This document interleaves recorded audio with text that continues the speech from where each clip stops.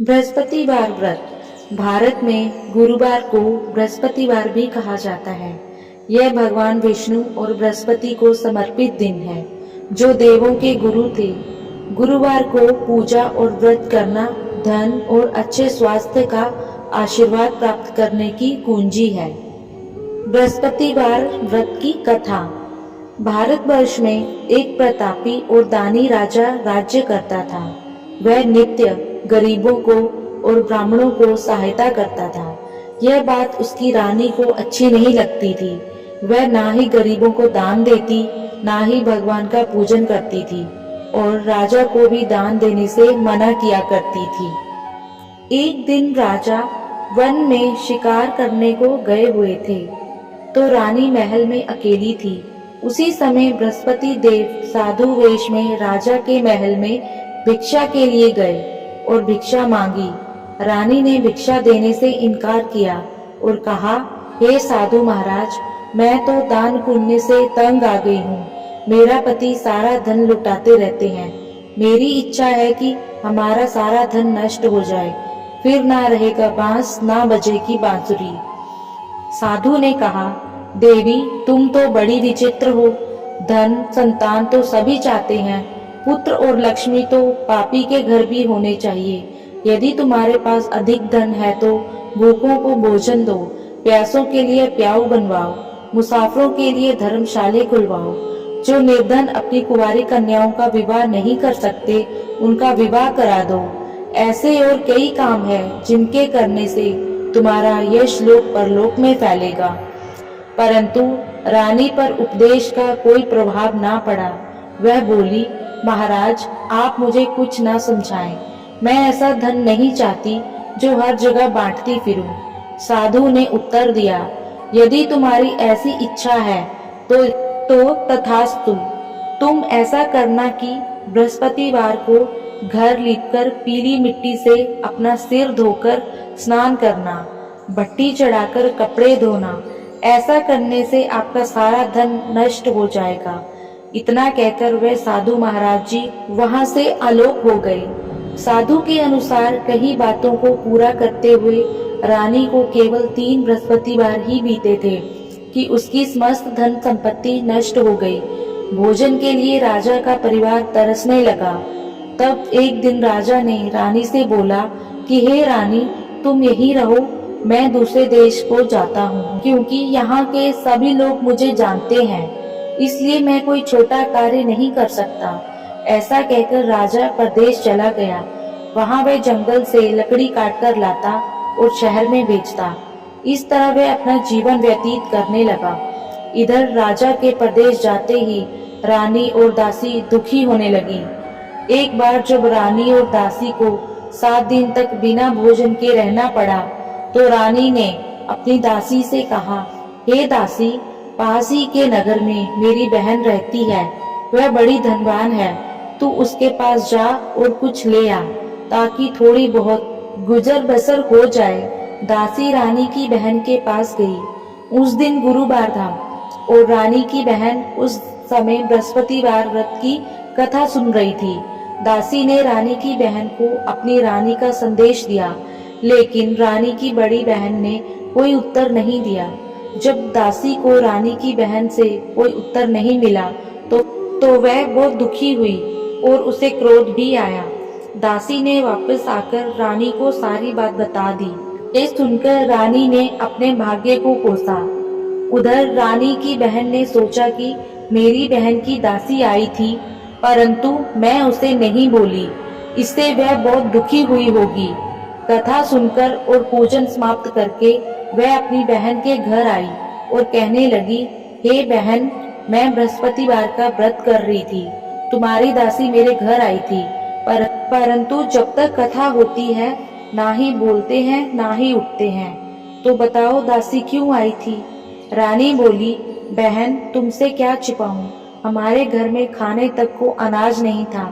ऐसा कहते कहते रानी की आंखें भर आई।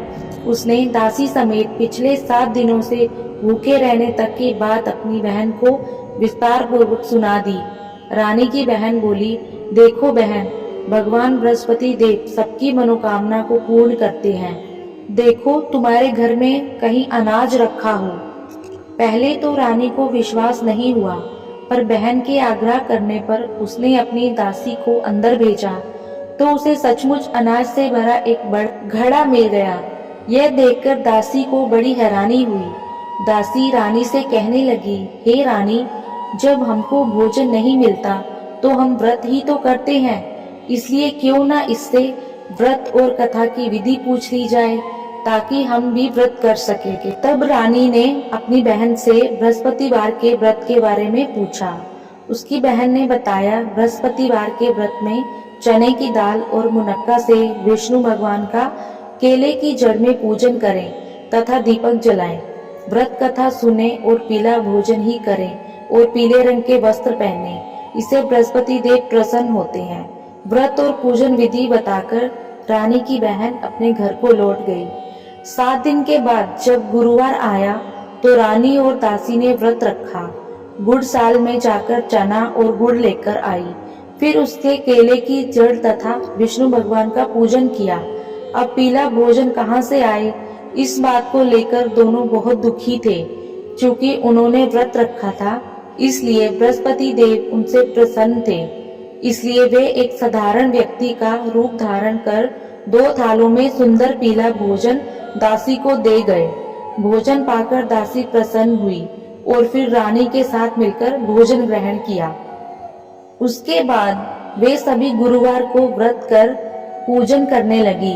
बृहस्पतिवार को भगवान की कृपा से उनके पास फिर से धन संपत्ति आ गई, परंतु रानी फिर से पहले की तरह आलस्य करने लगी। तब दासी बोली, देखो रानी, तुम पहले भी इस प्रकार आलस्य करती थी। तुम्हें धन रखने में कष्ट होता था, इस कारण सभी धन नष्ट हो गया, और अब जब भगवान बृहस्पति की कृपा से धन मिला है तो तुम्हें फिर से आलस्य आ रहा है। रानी को समझाते हुए दासी कहती है कि बड़ी मुसीबतों के बाद हमने ये धन पाया है, इसलिए हमें दान पुण्य करना चाहिए, भूखे मनुष्यों को भोजन कराना चाहिए और धन को शुभ कार्यों में खर्च करना चाहिए, जिससे तुम्हारे कुल का यश बढ़ेगा, स्वर्ग की प्राप्ति होगी और पितृ प्रसन्न होंगे। दासी की बात मानकर रानी अपना धन शुभ कार्यों में खर्च करने लगी, जिससे पूरे नगर में उसका यश फैलने लगा। एक दिन राजा दुखी होकर जंगल में एक पेड़ के नीचे आसन जमाकर बैठ गया। वह अपनी दशा को याद करके व्याकुल होने लगा। बृहस्पतिवार का दिन था। एकाएक उसने देखा कि निर्जन वन में एक साधु प्रकट हुए। वह साधु वेश में स्वयं बृहस्पति देवता थे। लकड़हारे के सामने आकर बोले, हे लकड़हारे, इस सुनसान जंगल में तू चिंता मगन क्यों बैठा है? लकड़हारे ने दोनों हाथ जोड़कर प्रणाम किया और उत्तर दिया, महात्मा जी, आप सब कुछ जानते हैं, मैं क्या कहूँ। यह कहकर रोने लगा और साधु को अपनी आत्मकथा सुनाई। महात्मा जी ने कहा, तुम्हारी स्त्री ने बृहस्पति के दिन बृहस्पति भगवान का निरादर किया है, जिसके कारण रुष्ट होकर उन्होंने तुम्हारी यह दशा कर दी। अब तुम चिंता को दूर करके मेरे कहने पर चलो तो तुम्हारे सब कष्ट दूर हो जाएंगे और भगवान पहले से भी अधिक संपत्ति देंगे। तुम बृहस्पति के दिन कथा किया करो, 2 पैसे के चने मुनक्का लाकर उसका प्रसाद बनाओ और शुद्ध जल से लोटे में शक्कर मिलाकर अमृत तैयार करो। कथा के पश्चात अपने सारे परिवार और सुनने वालों प्रेमियों में अमृत व प्रसाद बांटकर आप भी ग्रहण करो। ऐसा करने से भगवान तुम्हारी सब मनोकामनाएं पूरी करेंगे। साधु के ऐसे वचन सुनकर लकड़हारा बोला, हे प्रभु, मुझे लकड़ी बेचकर इतना पैसा नहीं मिलता जिसे भोजन के उपरांत कुछ बचा सकूं। मैंने रात्रि में अपनी स्त्री को व्याकुल देखा है। मेरे पास कुछ भी नहीं है जिससे मैं उसकी खबर मंगा सकूं। साधु ने कहा, हे लकड़हारे, तुम किसी बात की चिंता मत करो। बृहस्पति के दिन तुम रोजाना की तरह लकड़ियां लेकर शहर को जाओ। तुमको रोज से दुगुना धन प्राप्त होगा, जिससे तुम भली भांति भोजन कर लोगे तथा बृहस्पति देव की पूजा का सामान भी आ जाएगा। इतना सब कहकर साधु अंतर्ध्यान हो गए। धीरे धीरे समय व्यतीत होने पर फिर वही बृहस्पतिवार का दिन आया। लकड़हारा जंगल से लकड़ी काटकर किसी शहर में बेचने गया। उसे उस दिन और दिन से अधिक पैसा मिला। राजा ने चना गुड़ आदि लाकर गुरुवार का व्रत किया। उस दिन से उसके सभी कलेश दूर हो गए। परंतु जब दोबारा गुरुवार का दिन आया तो बृहस्पतिवार का व्रत करना भूल गया। इस कारण बृहस्पति भगवान नाराज हो गए। उस दिन उस नगर के राजा ने विशाल यज्ञ का आयोजन किया था। शहर में यह घोषणा करा दी थी, कोई भी मनुष्य अपने घर में भोजन ना बनाए, ना आग जलाए। समस्त जनता मेरे यहाँ भोजन करे। इस आज्ञा को जो ना मानेगा उसे फांसी की सजा दी जाएगी। इस तरह की घोषणा संपूर्ण नगर में करवा दी गई थी। राजा की आज्ञा के अनुसार शहर के सारे लोग भोजन करने गए, लेकिन लकड़हारा कुछ देर से पहुंचा। इसलिए राजा उसको अपने साथ घर ले गया और ले जाकर भोजन करा रहे थे तो रानी की दृष्टि उस खूंटी पर पड़ी जिस पर उसका हार लटका हुआ था। वह वहां पर दिखाई नहीं दिया। रानी ने निश्चय किया कि मेरा हार इस मनुष्य ने चुरा लिया है। उसी समय सिपाहियों को बुलाकर उसको कारागार में डलवा दिया।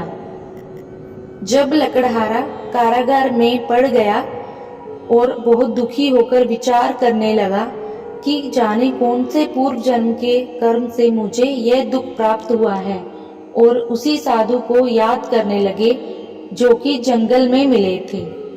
लकड़हारा ये सब देखकर बहुत दुखी हुआ और सोचने लगा कि अब मैं क्या करूं।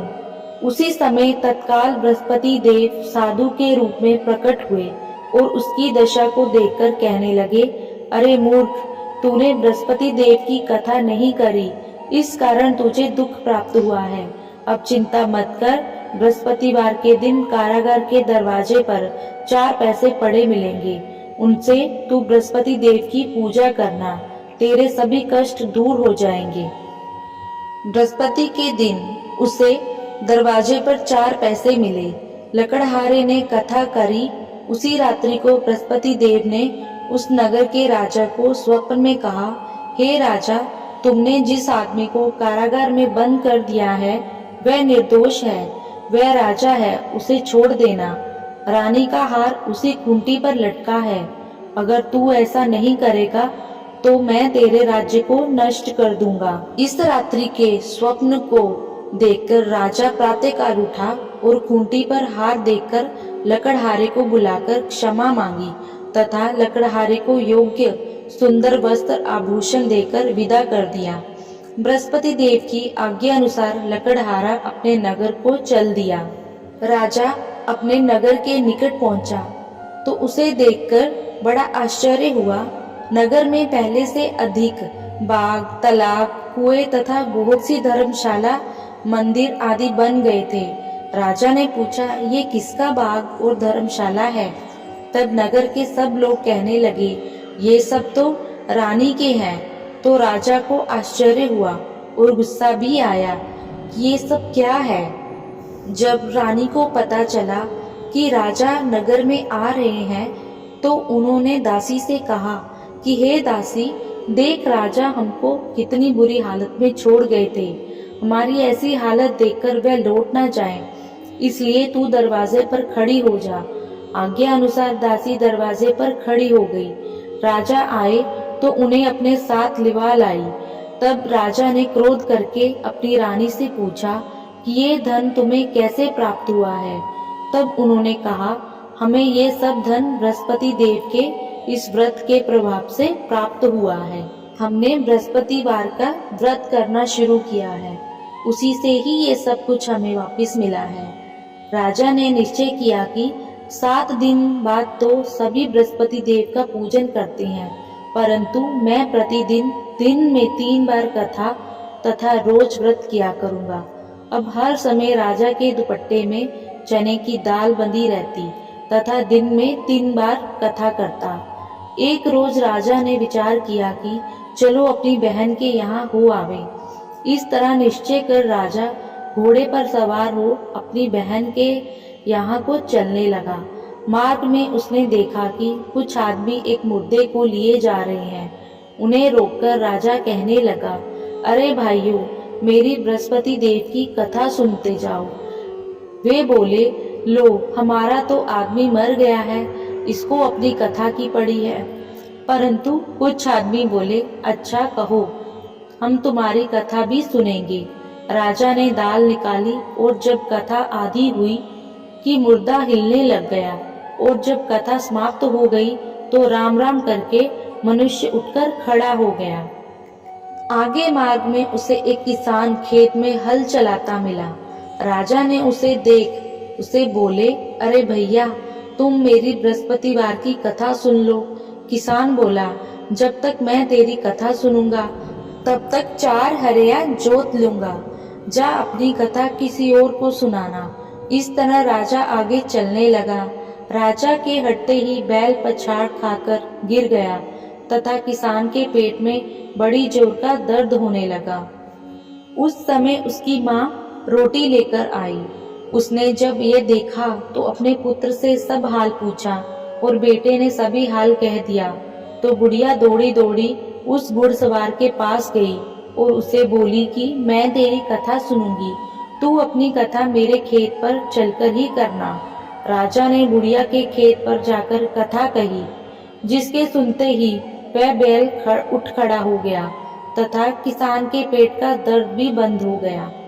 फिर राजा अपनी बहन के घर पहुंच गया। राजा ने अपनी बहन से कहा, ऐसा कोई मनुष्य है जिसने भोजन नहीं किया हो, मेरी बृहस्पतिवार की कथा सुन ले। बहन बोली, हे भैया, यह देश ऐसा ही है कि पहले यहाँ लोग भोजन करते हैं, बाद में अन्य काम करते हैं। अगर कोई पड़ोस में है तो मैं बुला लाऊं। वह ऐसा कहकर देखने चली गई, परंतु उसे कोई ऐसा व्यक्ति नहीं मिला जिसने भोजन ना किया हो। अतः वह एक कुमार के घर गई जिसका लड़का बीमार था। उसे मालूम हुआ कि उनके यहाँ 3 रोज से किसी ने भोजन नहीं किया है। रानी ने अपने भाई की कथा सुनने के लिए कुमार से कहा। वह तैयार हो गया। राजा ने जाकर बृहस्पतिवार की कथा सुनाई, जिसको सुनकर उसका लड़का ठीक हो गया। अब तो राजा की प्रशंसा होने लगी। एक रोज राजा ने अपनी बहन से कहा कि हे बहन, हम अपने घर को जाएंगे, तुम भी तैयार हो जाओ। राजा की बहन ने अपनी सास से कहा। सास ने कहा, हाँ चली जा, परंतु अपने लड़कों को मत ले जाना, क्योंकि तेरे भाई के कोई औलाद नहीं है। राजा बहुत दुखी हुआ। बहन ने अपने भैया से कहा, हे भैया, मैं तो चलूंगी, पर कोई बालक नहीं जाएगा। राजा बोला, जब कोई बालक नहीं चलेगा तब तुम ही क्या करोगी। बड़े दुखी मन से राजा अपने घर को वापस लौट आया। रानी बोली, हे प्रभु, बृहस्पति देव ने हमें सब कुछ दिया है, वे हमें औलाद अवश्य देंगे। उसी रात को बृहस्पति देव ने राजा से स्वप्न में कहा, हे राजा, उठ, सभी सोच त्याग कर, तेरी रानी गर्भवती है। 9वें महीने में उसके गर्भ से एक सुंदर पुत्र पैदा हुआ। तब राजा बोला, हे रानी, स्त्री बिना भोजन के रह सकती है, पर बिना कहे नहीं रह सकती। जब मेरी बहन आए तुम उसे कुछ कहना मत। रानी ने सुनकर हाँ कर दिया। जब राजा की बहन ने ये शुभ समाचार सुना तो वो बहुत खुश हुई तथा बधाई लेकर अपने भाई के यहाँ आई। तभी रानी ने कहा, घोड़ा चढ़कर तो नहीं आई, गधा चढ़ी आई। राजा की बहन बोली, भाभी, मैं इस प्रकार ना कहती तो तुम्हें औलाद कैसे मिलती।